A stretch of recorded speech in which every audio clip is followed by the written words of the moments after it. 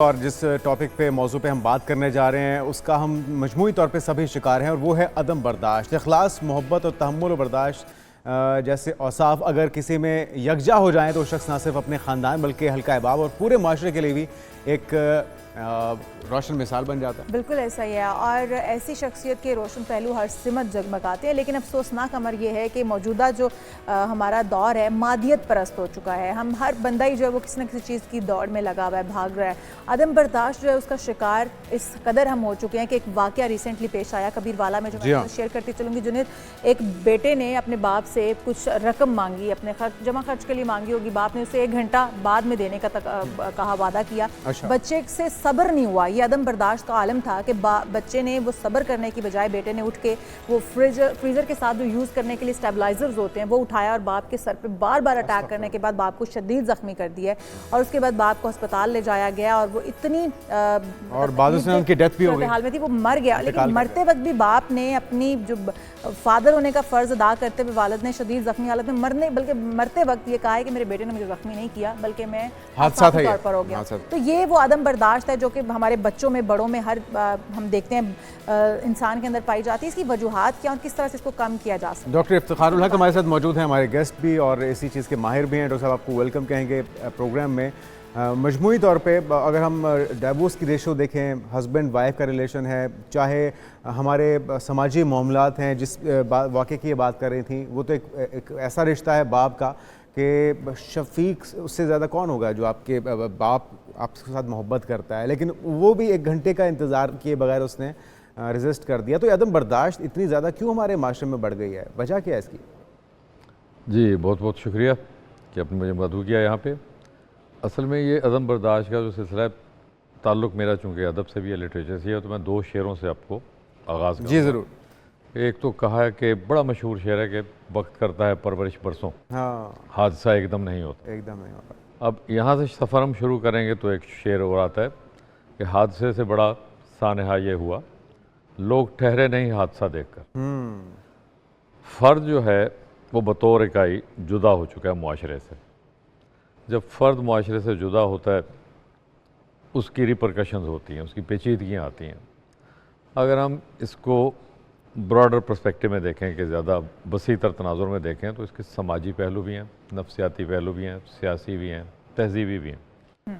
سماجی اور معاشی پہلو بہت اہم ہے، سوشیو اکنامک۔ یہ جو ایک شارٹ کٹ ڈھونڈنے کا عمل ہے، فنومنا ہے، ایک ڈیزائر ہے کہ ہر انسان چاہتا ہے کہ اوور نائٹ رچ ہو جائے۔ اس کی وجہ ایک سوشل میڈیا بھی ہے کہ سوشل میڈیا پہ ایکسپوئر اتنا زیادہ ہے نوجوان نسل کا، اور پھر وہ گائیڈنس نہیں ہے، اس کی ایک بیلنس اسٹریٹجی نہیں ہے، ہمارے پاس ایک بیلنس ماحول نہیں ہے۔ ہم متوازن ماحول پیدا کرنے میں ناکام ہو گئے۔ یہ جو اپنے فرمایا شفقت پدری کی طرف اشارہ کیا، اگر ہم دیکھیں تو مطلب ہر سطح پہ شفقت پدری ہوتی ہے۔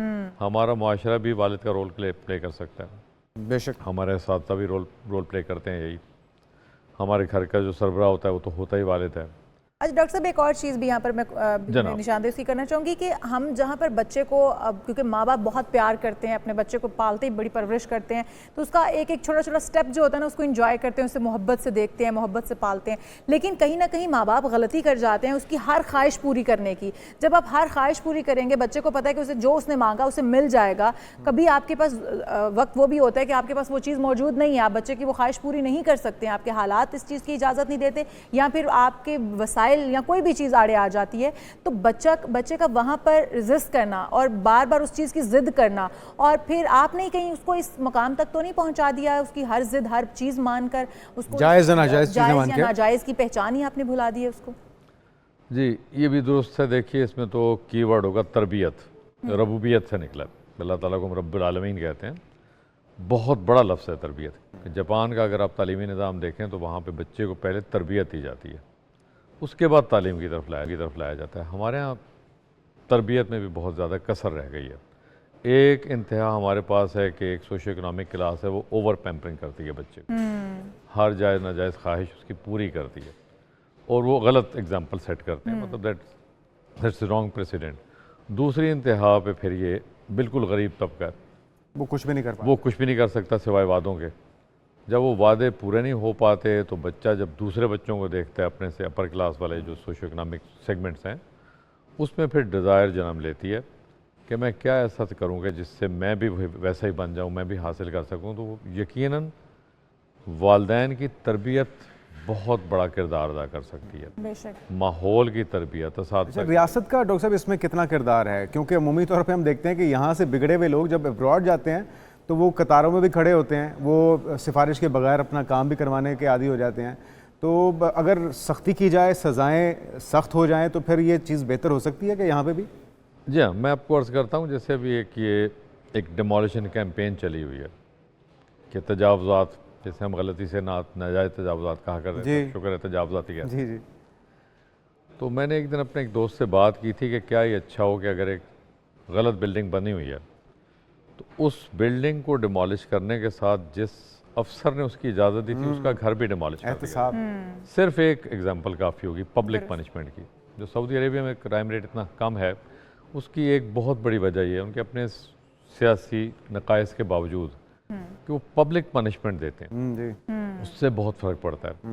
پھر جو سیاست کا آپ نے ذکر کیا, تو اگر ہم پیچھے جائیں تھوڑا سا 80 کی دہائی میں, مطلب سوری ٹو سے دیٹ کہ جو اشرا میں نے دیکھا ہے نوجوان جوان ہو کے, وہاں سے عدم برداشت شروع ہو رہی ہے آپ کی. ہم نے افغان جہاد کے نام پہ بہت سی غیر ضروری چیزوں کو اپنا لیا. زیادہ دور کی بات کر رہے ہیں؟ جی زیادہ دور کی بات کر رہا ہوں کہ افغان جہاد کے نام پہ ہمارے یہاں پھر مذہبی عدم برداشت بھی آئی, ہمارے یہاں سیکٹیرین ڈیوائیڈ بھی آئی, ہمارے یہاں ایک دوسرے کو غلط ثابت کرنے کا رویہ بھی آیا.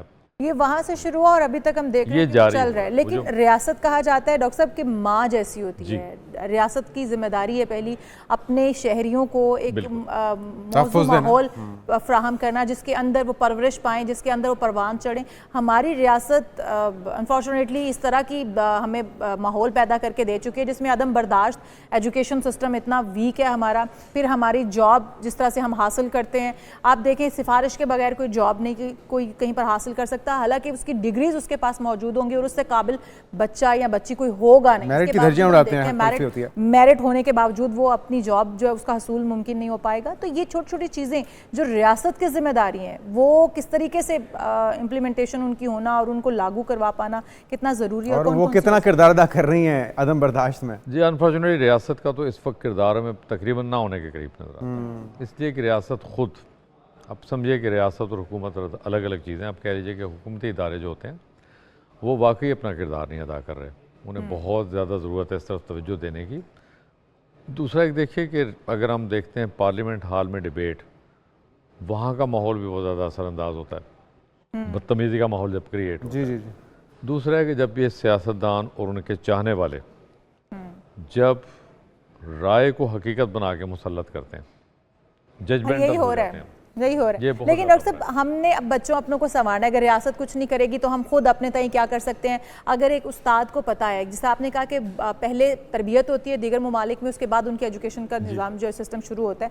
ہمارے ہاں پہلے ایجوکیشن شروع ہو جاتی, تربیت کہیں پر ہوتی نہیں ہے. اگر ہمارے اساتذہ کو پتہ چل رہا ہے کہ ایک بچہ بہت ایگریشن کے ساتھ بات کر رہا ہے یا بچوں کے ساتھ ڈیل کر رہا ہے, ٹیچر کیا کردار ادا کر سکتے ہیں؟ اور اگر ماں کو پتہ ہے, ماں کی گود سے ماں کو پتہ چل جاتا ہے اس کا بچہ کیسا ہے. اگر ماں کو پتہ ہے کہ بچہ بہت ایگریسو ہے یا وہ کسی ایسی چیز سے گزر رہا ہے, تو ماں کیا کردار ادا کر سکتی ہے؟ دونوں کا بتائیے. میرے خیال میں اس میں ہمیں جو سائیکالوجسٹ ہے نا, سائیکولوجیکل کاؤنسلنگ, اس کو بہت زیادہ اہمیت دینی پڑے گی, تعلیمی اداروں میں بھی, گھروں میں بھی. کہ اگر جیسے ہی والدہ نوٹس کرتی ہے کہ اس کے بچے میں کچھ غیر معمولی تبدیلیاں آ رہی ہیں تو اسے دیر نہیں کرنی چاہیے. ہمارے یہاں اصل میں ایک چونکہ لٹریسی ریٹ کم ہے اور جنرل اویئرنیس بھی کم ہے, تو ہم سائیکولوجیکل کاؤنسلنگ کو اکثر ایک ٹیبو کے طور پہ لے لیتے ہیں کہ شاید یہ پاگل لوگوں کے علاج کے لیے لے جایا جا رہا ہے یا بچہ خدا نخواستہ اب نارمل ہو گیا. ہم سب بھی کسی نہ کسی سینس میں, اب normality is a relative term, کسی نہ کسی سینس میں ہم اب نارمل ہوتے ہیں, لیکن وہ کچھ لوگوں میں وہ اب نارملٹی زیادہ واضح ہو کے ابھر آتی ہے, تو وہاں پہ سائیکولوجیکل کاؤنسلنگ کا. اور یہ ڈاکٹر صاحب کسی بھی ایج میں ہو سکتی ہے یا ایک خاص ایج کے بعد یہ اس کے اثر نہیں ہوگا, فائدہ نہیں ہوگا؟ نہیں, یہ کسی بھی ایج میں ہو سکتی ہے, لیکن جیسا کہ آپ نے فرمایا ہے کہ بچپن سے اگر ہم جیسے کہتے ہیں نا اس کی افادیت روٹ کاز ٹریس کر لیں ہم تو وہاں پہ زیادہ افیکٹونیس ہو جاتی ہے. جیسے جیسے بڑے ہوں گے تو ظاہر سی بات ہے کہ اس کی عادتیں پختہ ہو جائیں گی. پختہ ہو جائیں گے. اولڈ ہیبٹس ڈائی ہارڈ. وہ اولڈ ہیبٹ ڈائی ہارڈ میں پھر ذرا محنت زیادہ کرنی پڑے گی ہمیں. اور ڈاکٹر صاحب کہا جاتا ہے کہ بچے کے ساتھ اگر سونے سے کچھ لمحے پہلے اور اٹھنے کے فوراً بعد ماں اس کی کاؤنسلنگ کرے تو اس سے بہتر کاؤنسلنگ کوئی نہیں ہو سکتی. ماں اس کے دماغ میں جو چیز ڈالے گی اسے اگر وہ برداشت کرنا سکھائے گی یا اسے وہ رحم دل بننا سکھائے گی, پازیٹیو چیزیں بتائے گی, تو بچے کے مائنڈ میں وہ فیڈ ہو جائیں گی اور وہ اسی طریقے سے پریکٹیکل کرے گا. یہ کتنا سودمند ثابت؟ یہ تو بہت ہی اہم جانب اپنے اشارہ کیا. میں اس طرف آنے ہی والا تھا کہ جو بانڈیج ہے, پیرنٹل بانڈیج, سوشل فیبرک بھی ہمارا ٹوٹ رہا ہے, پیرنٹل بانڈیج بھی ٹوٹ رہی ہے. مطلب والدین گھر میں ہیں اور بچہ سائڈ پہ بیٹھا ہے, بچہ بھی موبائل فون پہ لگا ہے, والدین بھی موبائل فون پہ لگے ہیں. وہ جو بڑا قیمتی وقت ہوتا ہے جو ہم دے سکتے ہیں بچے کو, اس کے ساتھ اٹیچمنٹ ڈیولپ کر سکتے ہیں. جس زمانے میں اپنی اسٹوڈنٹ لائف میں تھا تو ہمارے اس وقت محترم تھے پروفیسر ڈاکٹر اشل تھی, تو انہوں نے بہت اچھی بات کی تھی کہ انگلینڈ سے ٹریننگ لے کے وہ آئے تھے. کہتے ہیں کہ وہاں پہ اب گائنیکالوجسٹ یہ کرتے ہیں کہ جو ڈلیوری کا ٹائم آتا ہے they discourage pain killers for the mother. اچھا, تاکہ وہ سفر کرے, اس درد کو محسوس کرے اور پھر اس کی بچے کے ساتھ اٹیچمنٹ بڑھے. اب یہ بات مجھے 1980 کی دہائی کی بات ہے لیکن چپک گئی میرے ذہن میں, پرنٹ ہو گئی, انڈیلیبلی امپرنٹڈ. یہ بہت بڑی بات ہے کہ والدہ اٹھ کے اگر بچے کے ساتھ بات کرتی ہے, دونوں پیرنٹس بات کرتے ہیں جو بھی گھر میں موجود ہے. والدہ کو تو درست آپ نے کہا نا کہ وہ جو اطلب العلم من المہد الی اللحد, کہ والدہ کی گود سے قبر کی گود تک. آپ نے ایک جو بات کہی ہے, آپ نے کہا کہ 80 کی دہائی کی بات ہے جب آپ نے یہ سنا کہ ماں جو ہے اگر درد لے کر اس تکلیف کو برداشت کر کے بچے کو پیدا کرے تو ان کی آپس میں ایک اٹیچمنٹ ہوتی ہے. ہم اپنے بزرگوں کو دیکھ لیں, اگر اپنے نانا نانی دادا دادی اپنے پیرنٹس کو دیکھ لیں تو ان کے پیرنٹس کے ساتھ جو اٹیچمنٹ تھی وہ کچھ اور تھی, محبت اور احترام کا رشتہ کچھ اور تھا. اس کی وجہ ماں باپ تب اتنے پڑھے لکھے نہیں تھے لیکن ان کی آپس میں باؤنڈنگ تھی. موبائل, ٹیلی فونس, ٹی ویز یہ چیزیں نہیں تھی, ٹیبس یہ چیزیں نہیں تھیں, تو وہ آپس میں جڑے ہوئے تھے. وہ رات کو بیٹھ کے آپس میں ایک دوسرے کے ساتھ بات کیا کرتے تھے, جس کی نشاندہی آپ کر رہے ہیں کہ 80 کی دہائی میں اگر ہم اتنا ہی پیچھے چلے جائیں تو یہ چیزیں کچھ اور تھیں. آج کے دور میں کچھ اور, آج کے دور میں کچھ اور ہے. آج کے دور میں ہم کیسے اس کو تبدیل کریں گے, ظاہر سی بات ہے کہ اس میں ہمیں بہت اجتماعی مساعی کرنی پڑے گی. ہمیں ہر سیگمنٹ آف سوسائٹی کو ٹچ کرنا پڑے گا. اور وہ بار بار جو میں کہہ رہا ہوں نا کہ سائیکولوجیکل کاؤنسلنگ میں سائیکولوجسٹ کا بہت زیادہ رول آئے گا, سوشل سائنٹسٹ کا اس میں بہت زیادہ رول آئے گا, ایکیڈیمکس کا اس میں بہت زیادہ رول آئے گا. ہم ظاہر سی بات ہے کہ وقت کو ریورس تو کر نہیں سکتے, ہمیں اس کے ساتھ ہی چلنا ہے ایک بیلنس اسٹریٹجی لے کے کہ یہ موبائل فون بھی رہیں, ٹیبس بھی رہیں, سوشل میڈیا بھی رہے, لیکن پیرنٹل بانڈیج اس کے باوجود کیسے ڈیولپ کی جائے گی, یہ اصل ہمارا ٹارگٹ ہونا چاہیے. اور ٹارگٹ یہ ہونا چاہیے. ڈاکٹر صاحب ایک اور چیز یہ کہ اس میں کتنا کردار کس کا ہے, اگر پرسنٹیج آپ سے پوچھی جائے, پیرنٹس کا, گھر کے ماحول کا, اور پھر اساتذہ کا. اور اساتذہ کے اندر بھی جو ہمارا ایجوکیشن سسٹم ہے وہ بالکل ہی بٹا ہوا ہے. ایلیٹ کلاس کے لیے اور ہے, جو غریب غربا ہیں یا لوور کلاس ہے ان کے لیے وہ ڈنڈا پیر ہے, اور اس کے لیے پورا سرکاری اسکولوں میں اور نظام ہے. تو ایک تو کتنے پرسنٹ کس کا رول ہے, اسکول اور اساتذہ اور پیرنٹس, اور پھر یہ ایجوکیشن سسٹم میں کس طرح سے زیادہ مؤثر ہوگا, ڈنڈے کے ساتھ یا پھر پیار کے ساتھ؟ دیکھیے, جو اگر آپ تناسب پوچھیں گے تو مجھے تو لگتا ہے کہ 60 سے 70% تناسب تو گھر سے ہی شروع ہوگا. اچھا, خاص طور پہ جو پڑھی لکھی کلاس ہے, جسے ایلیٹ کلاس کہہ رہے ہیں یا اپر مڈل کلاس کہہ لیں, مڈل کلاس کہہ رہے ہیں, وہاں پہ بہت زیادہ رول ہے. لوور کلاس کا میں اس لیے کہہ رہا ہوں کہ وہ تو صبح ہوتے ہی والد نکل جائے گا محنت مزدوری پہ, جیسے اس بچے نے اپنے والد, ان کی کچھ مجبوریاں, مزدوری والا بچہ تھا, والد تھا. 60 سے 70% تو والدین کا کردار آ جائے گا, یعنی پوری فیملی کا کردار آ جائے گا. اور باقی سبلنگز ہیں, ہم انہیں بھی نظر انداز نہیں کر سکتے. اس کے بعد ظاہر سی بات ہے تعلیمی ادارہ آتا ہے. تعلیمی ادارے میں آپ نے بہت اچھی بات کی کہ ایلیٹ ایجوکیشن سسٹم ہے, اور دوسرا بالکل ایکسٹریم پہ ہے کہ درخت کے سائے, رائٹ ہے تو ایک لیفٹ ہے. جی ہاں, کہ درخت کے سائے میں کلاس لی جا رہی ہے. جنوبی پنجاب میں ہم چلے جائیے, سندھ میں چلے جائیے, دور دراز علاقوں میں, تو وی آر بلیسڈ کہ we are living in a major city. Large city میں اللہ تعالیٰ کا کرم ہے یہ. تو وہاں درخت کا صرف سایہ نہیں مہیا ہوتا, وہاں کے استاد کو درخت کی شاخ سے سوٹی بھی ملتی ہے, کارپورل پنشمنٹ. وہ ایک آسانی کے لیے فوری طور پہ دستیاب. ہمیں اسے ڈس, لیکن ان ساری چیزوں کو ہمیں مل کر بہتر کرنا ہوگا. کارپورل پنشمنٹ کا کلچر ڈس آن کرنا پڑے گا. درست, سوسائٹی ہے, ہماری ریاست ہے, ہمارے پیرنٹس ہیں, اساتذہ ہیں, سب کو مل کر سب کے ساتھ مل کے. بہت شکریہ ڈاکٹر ادریس خان صاحب, آپ ہمارے ساتھ موجود ہیں.